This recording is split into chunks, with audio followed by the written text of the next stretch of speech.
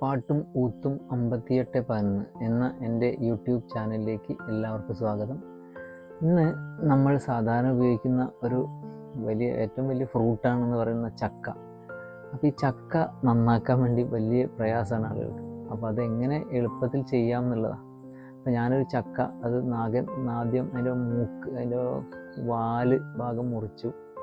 പിന്നെ അതിനെ നടുകെ മുറിക്കുകയാണ്.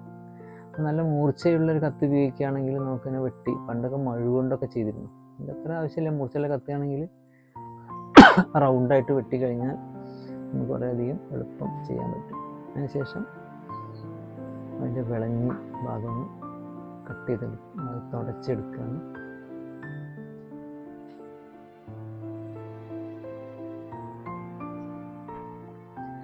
പിന്നെ ഈ ചക്ക എന്ന് പറഞ്ഞാൽ ശരിക്കും നല്ല റിച്ച് ന്യൂട്രിയൻസ് ഉണ്ട്. ഹൈ വൈറ്റമിൻ സി ധാരാളമുണ്ട്, പൊട്ടാസ്യം, ഡയറ്ററി ഫൈബർ ഉണ്ട്, ആൻറ്റി ഓക്സിഡൻസ് ഉണ്ട്. പിന്നെ കലോറി കുറവാണ്, അതുകൊണ്ട് ഡയബറ്റിക്സിനൊക്കെ നല്ലതാണ് പച്ച ചക്ക. ഫൈബറിന് നല്ലൊരു സോഴ്സാണ്. പിന്നെ ഈ കോൺസ്റ്റിപ്പേഷൻ, മലബന്ധം തടയാനൊക്കെ വളരെ എളുപ്പമാണ്.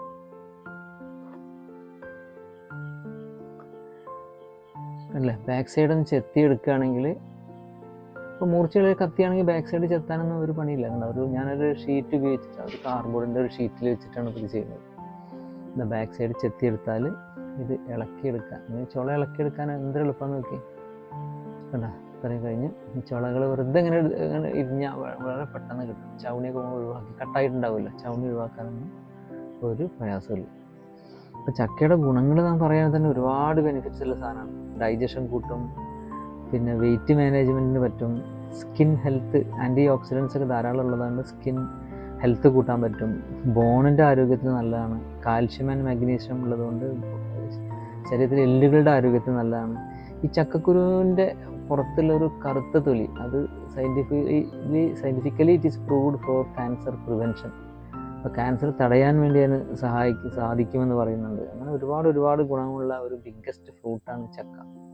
അപ്പം നമ്മുടെ വീടുകളിലെ ചക്കയൊക്കെ വീണ് പോയിട്ടും, അല്ലെങ്കിൽ മര്യാദയ്ക്ക് പ്രോസസ്സ് ചെയ്യാനായിട്ടും നമ്മളത് എന്ത് ചെയ്യും, നമ്മൾ പുറത്ത് പോയിട്ട് വലിയ വില കൊടുത്ത് ചക്കച്ചോള വറുത്തതൊക്കെ വാങ്ങിക്കൊണ്ടുവന്ന് കഴിക്കും. അങ്ങനെ കഴിക്കേണ്ട എന്നുള്ളതല്ല, പക്ഷേ നമ്മുടെ വീടുകളിൽ ഈ സാധനം തന്നെ പരമാവധി ഉപയോഗിക്കുകയാണെങ്കിൽ. പിന്നെ ഈ വിളഞ്ഞി കൈമിലാവുക എന്നുള്ളതാണ് ഏറ്റവും വലിയ പ്രശ്നം. അപ്പോൾ വിളഞ്ഞി അതിന് വെളിച്ചെണ്ണ ഉപയോഗിച്ചാൽ മതി, നല്ലതാണ്. മണ്ണെണ്ണയൊക്കെ ചിലർ ഉപയോഗിക്കാറുണ്ട്, പക്ഷെ വെളിച്ചെണ്ണ തന്നെ മതി. ഈ വെളിച്ചെണ്ണ ശരിക്കും സ്നേഹം, എണ്ണ വരട്ടിയാൽ എല്ലാ കാര്യങ്ങളും. ഇപ്പോൾ ഒരു കറകറ നച്ചുള്ളൊരു വാതിലാണെങ്കിൽ എണ്ണ വരട്ടി ശരിയാവില്ല. അത് ഈ സ്നേഹം എന്നാണ് എണ്ണയ്ക്ക് വേറൊരു പേര്. അപ്പോൾ സ്നേഹമുള്ളിടത്ത് ഈ പ്രശ്നങ്ങൾ ഉണ്ടാവില്ല എന്നുള്ളതിൻ്റെ വേറൊരു കാര്യം കൂടിയാണ്. വിളഞ്ഞി എത്ര ഒട്ടി പിടിക്കുന്ന സാധനമാണെങ്കിലും അവിടെ എണ്ണ വരട്ടി കഴിഞ്ഞാൽ കയ്യിൽ കുറച്ച് വെളിച്ചെണ്ണ വരട്ടിയാൽ മതി, എല്ലാ സാധനങ്ങളും വീണ് പോകും. കത്തിയിലും അതേമാതിരി വെളിച്ചെണ്ണ വരട്ടിയാൽ മതി. വെളിച്ചെണ്ണ വരട്ടി കത്തി വൃത്തിയാക്കാൻ പറ്റും. അപ്പോൾ എന്തുകൊണ്ടും വളരെ ഉഷാറായിട്ടുള്ള, അതായത് നല്ല നമ്മൾ ഉപയോഗിക്കേണ്ട, എന്നാൽ ഉണ്ടാക്കാൻ ഒരു പ്ലാവ് വെച്ച് ഇപ്പോൾ ബഡ് തൈകളൊക്കെ കിട്ടും. പിന്നെ ഹൈ ഹീൽഡുള്ള പ്ലാവുകൾ കിട്ടും. പ്രത്യേകിച്ച് ഇപ്പോൾ പ്ലാവിനൊന്നും ഇപ്പോൾ ഈ ബഡ് തൈകളാണെങ്കിൽ വളപ്രയോഗമൊക്കെ നല്ലതാണ്. ചെറിയ സിന്ദൂരം പോലുള്ളതൊക്കെ ഉപയോഗിച്ചാൽ നല്ലതാണ്. അല്ലെങ്കിൽ വലിയ പ്ലാവുകൾക്ക് നമ്മൾ പ്രത്യേകിച്ച് വളമൊന്നും ഇടുന്നില്ല. ഈ വേനൽക്കാലത്ത് അതിൻ്റെ ഇലകളിൽ നിന്ന്, പ്ലാവിൽ നിന്ന് ഒരു ജലത്തുള്ളികൾ ഇങ്ങനെ പുറത്തേക്ക് വരും. അപ്പോൾ പ്ലാവിൻ്റെ ചുവട്ടിൽ പോയാൽ നമുക്ക് തണുപ്പ് അനുഭവപ്പെടുന്നതുകൊണ്ട് മിക്കവാറും എല്ലാ മരങ്ങളും അങ്ങനെ തന്നെ. പക്ഷേ ഇതിനൊരു പ്രത്യേകത ഉണ്ട്. അപ്പോൾ തണൽ തരുന്ന നല്ല തടി, നല്ല കാതലുള്ള പ്ലാവ് കൊണ്ട് ഒരുപാട് സാധനങ്ങൾ ഉണ്ടാക്കുന്നു. പിന്നെ ചക്ക തന്നെ പല പ്രായത്തിൽ ഇടിച്ചക്കയായിട്ട് നമുക്ക് ഉപയോഗിക്കാം. വലുതായി കഴിഞ്ഞാൽ കറിയൊക്കെ ഉപയോഗിക്കാം, പഴുപ്പിച്ച് ഉപയോഗിക്കാം.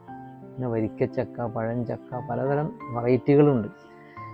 ചക്ക മഹോത്സവം തന്നെ ഈ കണ്ണൂർ ഭാഗത്തൊക്കെ ഞാൻ ഒരു പ്രാവശ്യം പങ്കെടുത്തിട്ടുണ്ട്. ചക്ക മഹോത്സവം, ചക്ക കൊണ്ട് 85ഓളം ഐറ്റംസ് ഉണ്ടാക്കിയിട്ട് പുഡിങ്സ് ഉണ്ടാക്കാനൊക്കെ നല്ല. ചക്കക്കുരു കൊണ്ട് എന്തൊക്കെ ഉണ്ടെന്ന് അറിയാം. ഇപ്പോൾ മാർക്കറ്റിലൊക്കെ ചക്കക്കുരു പൗഡർ വാങ്ങിക്കാൻ കിട്ടും.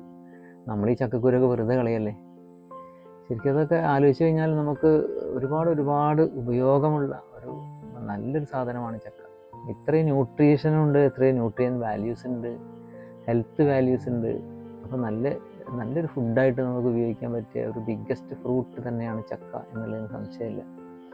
അപ്പോൾ എല്ലാവരും ഒന്ന് പരീക്ഷിച്ച് നോക്കുക ഈ ഒരു ടെക്നിക്ക്. കാരണം വളരെ പെട്ടെന്ന് തന്നെ ചക്ക ഈ ചുള വേർപ്പെടുത്താൻ. ചുള ആക്കി കഴിഞ്ഞാൽ പിന്നെ വീട്ടിൽ അരിഞ്ഞെടുത്താൽ വെക്കാൻ ആളുണ്ടാവും. പക്ഷെ അത് ആദ്യം ചെയ്യാന്നുള്ളതിനാണുള്ള ആളില്ലാത്തത്. ഈ കത്തി വൃത്തിയാക്കൽ, അതാണ് വലിയൊരു പണി. അപ്പോൾ കത്തി വൃത്തിയാക്കി കഴിഞ്ഞാൽ 2 ഭാഗത്തും വെളിച്ചെണ്ണ വരട്ടെ. എന്നിട്ട് മറ്റേ കത്തി കൊണ്ടൊന്ന് വരണ്ടി കൊടുത്താൽ കണ്ടോ, ഒന്ന് വരണ്ടി കൊടുത്താൽ വളരെ പെട്ടെന്ന് കഴിയാവുന്നേ ഉള്ളൂ. അത്ര വലിയ ഒരു പ്രശ്നമില്ല അതിന്. എന്നിട്ട് എന്തുകൊണ്ടെങ്കിലും തുടച്ച് ഒരു സോപ്പ് ഉപയോഗിച്ച് കഴുകിയാൽ വളരെ പെട്ടെന്ന് തന്നെ വിളഞ്ഞ് ഒഴിവാക്കാൻ വേണ്ടി പറ്റും. കത്തിയിലുള്ള വിളഞ്ഞ് ഒഴിവാക്കാൻ പറ്റും. അപ്പം എല്ലാവരും നോക്കുക, പരീക്ഷിച്ച് നോക്കുക. ഈ ചക്കച്ചുള വേറെ ആക്കാൻ വേണ്ടി ഉള്ള ഈ ഒരു ടെക്നിക്ക് എല്ലാവരും ഒന്ന് പരീക്ഷിച്ച് നോക്കുക. കമൻറ്റ് ബോക്സിൽ കമൻറ്റ് ചെയ്യുക. ഇനി ഇങ്ങനത്തെ പുതിയ പുതിയ അറിവുകളും അങ്ങനത്തെ അല്ലെങ്കിൽ പാട്ട്, ഓടക്കുഴൽ വാദനം എന്നിവയൊക്കെ ആയിട്ട് ഞാൻ വീണ്ടും വരാം. അപ്പോൾ എല്ലാവരും ഒന്ന് പരീക്ഷിക്കണമെന്നും ഇത് പരമാവധി സബ്സ്ക്രൈബ് ചെയ്യാനും ഷെയർ ചെയ്യാനും ലൈക്ക് ചെയ്യാനും മറക്കരുത് എന്നുള്ള അഭ്യർത്ഥനയോടും കൂടി ഈ എപ്പിസോഡ്